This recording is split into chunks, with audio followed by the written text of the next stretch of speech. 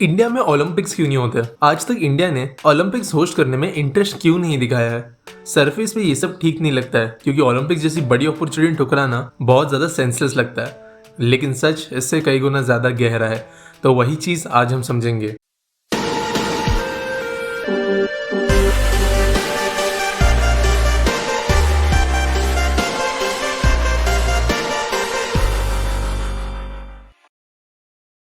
दोस्तों, इंडिया के ओलंपिक्स न होस्ट करने के पीछे तीन मेजर रीजंस है। पहला रीजन है इकोनॉमिक, दूसरा सोशल और तीसरा ब्रांडिंग। ओलंपिक गेम्स को होस्ट करना सस्ती चीज नहीं है और लास्ट ओलंपिक गेम्स को होस्ट करने में $14.4 बिलियन का खर्च आया था और आज तक पूरे दुनिया में साल 1995 के बाद में कोई ऐसे ओलंपिक गेम्स नहीं रहे जो ओवर बजट नहीं हुए हैं। अब ये $14.4 बिलियन की अमाउंट दोस्तों कोई छोटी नहीं है।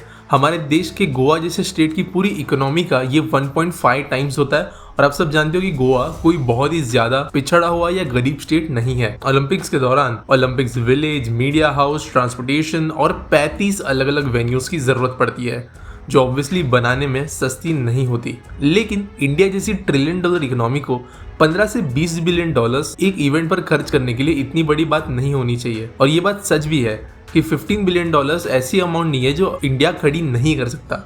लेकिन फिर भी ओलंपिक्स पर इतने पैसे लगाने के बाद में देश को कुछ भी रिटर्न नहीं मिलता है। एक जमाने में ओलंपिक्स होस्ट करने वाली सिटीज अरबों की कीमत से पैसे कमाया करते थे टीवी राइट्स के जरिए। यानी ओलंपिक्स जैसे गेम्स जो पूरे दुनिया में अलग अलग चैनल्स पर टेलीकास्ट किए जाते हैं और हर दिन अरबों लोग ओलंपिक्स को देखते हैं। उनकी TV rights, advertising, media rights, इन चीज़ों के जरिए अरबों रुपए की कमाई सिटीज़ की हो जाती थी। लेकिन साल दर साल international Olympics committee TV rights में अपना हिस्सा बढ़ाते जा रही है, जिसके कारण सिटीज के लिए कुछ नहीं बचता। 6 ओलंपिक्स गेम्स पहले इंटरनेशनल ओलंपिक्स कमेटी पूरे के पूरे मीडिया राइट्स रेवेन्यू का 4% पैसा लिया करती थी। लेकिन 2016 के रियो ओलंपिक्स में यही 4% 70%, 70% तक आगे आ गया। इसी कारण मीडिया राइट्स के जरिए सिटीज की कमाई बंद हो गई जो इनका मेन इनकम सोर्स था। और दोस्तों, ये कोई टेम्पररी चीज नहीं है। ओलंपिक्स वैसे 1 से 1.5 महीने से ज्यादा चलता नहीं है और एक बार जब ओलंपिक्स खत्म हो जाए तब इन सारे वेन्यूज की मेंटेनेंस के लिए किसी भी सिटी को ऑन एवरेज $30 मिलियन प्रति महीने का खर्च आता है और ज्यादातर ये वेन्यूज अंडर यूटिलाइज्ड या फिर अनयूटिलाइज्ड रह जाते हैं। यानी इनका ना कोई उपयोग हो पाता है और मेंटेनेंस के लिए ज्यादा पैसे इनके लग जाते हैं। इसके अलावा दोस्तों, कोई भी ओलंपिक्स विलेज किसी भी सिटी के प्राइमेस्ट टू प्राइम एरिया के आसपास ही बनाया जाता है या फिर सिटी के बहुत करीब। कोई भी ओलंपिक्स विलेज सिटी के ज़्यादा दूर नहीं बनाया जा सकता है क्योंकि मेन सिटी से कनेक्टिविटी होना बहुत ज़्यादा ज़रूरी है।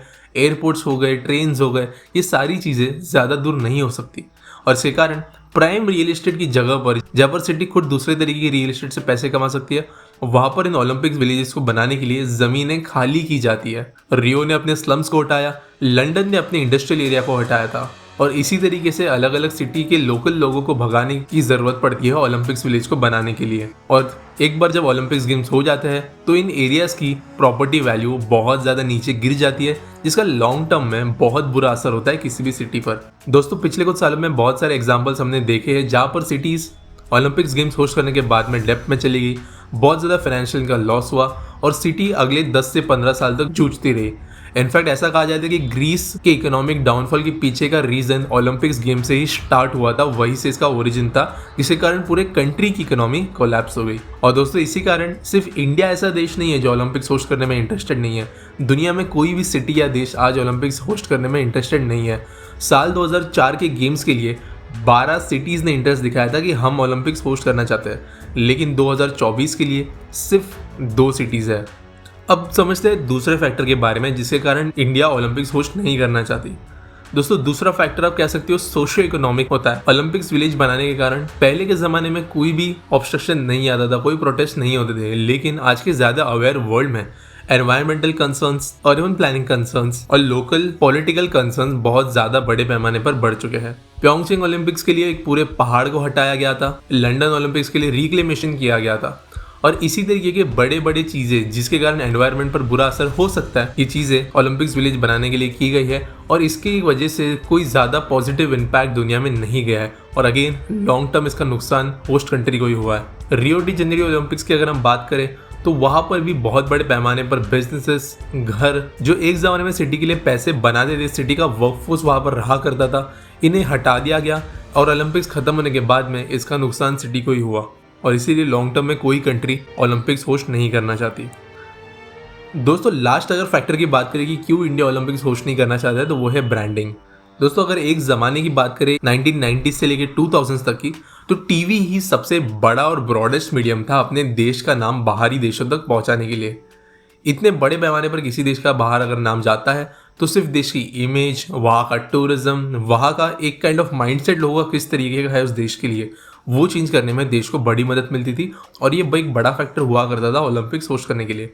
लेकिन आज के ज़माने में जहाँ पर सोशल नेटवर्क, स्ट्रीमिंग सर्विसेज और बाकी मीडिया भी इंटरनेशनल हो चुकी है, वहाँ पर ओलंपिक्स जैसे इवेंट की ज़रूरत नहीं है देश का नाम बाहर तक पहुँचाने के लिए। और आज कई सारी छोटी छोटी कंट्रीज है जिनके बारे में हमने कभी सुना भी नहीं होगा, उनके बारे में बड़ी बड़ी डॉक्यूमेंट्रीज हम एट अ इंस्टेंट देख सकते हैं। और सेकेंड फैक्टर इसी चीज़ में जुड़कर ऐसा आता है कि ब्रांडिंग भी कोई बहुत बड़ी पॉजिटिव स्केल पर नहीं हो रही है। दोस्तों पूरी दुनिया आज नेगेटिव न्यूज़ के भरोसे चल रही है। पिछले 2 से 3 ओलंपिक गेम्स और इनफैक्ट आने वाले फ्यूचर जापान ओलंपिक्स गेम्स के बारे में भी अगर आप आर्टिकल्स वगैरह सर्च करोगे तो आपको ज़्यादातर नेगेटिव आउटलुक ही देखने मिलता है।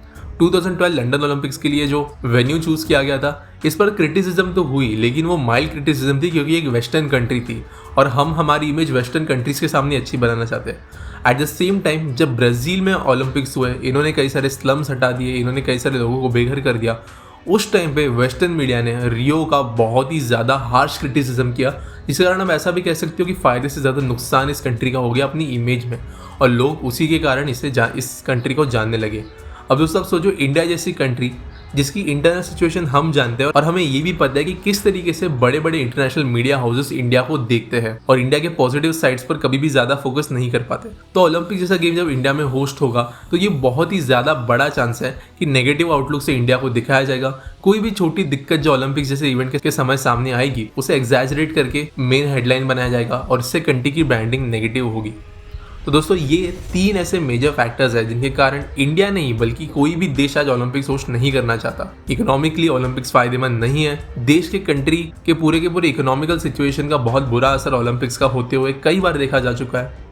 दूसरी बात है सोशल चीज़ें, यानी लोकल लोगों को होने वाली तकलीफ, लोकल बिजनेस को पहुंचने वाली हानि, एनवायरमेंटल कंसर्न्स, इन चीज़ों पर भी ओलंपिक्स नुकसान करके जाता है। और लास्ट चीज़ जैसे मैंने कहा दोस्तों, ब्रांडिंग।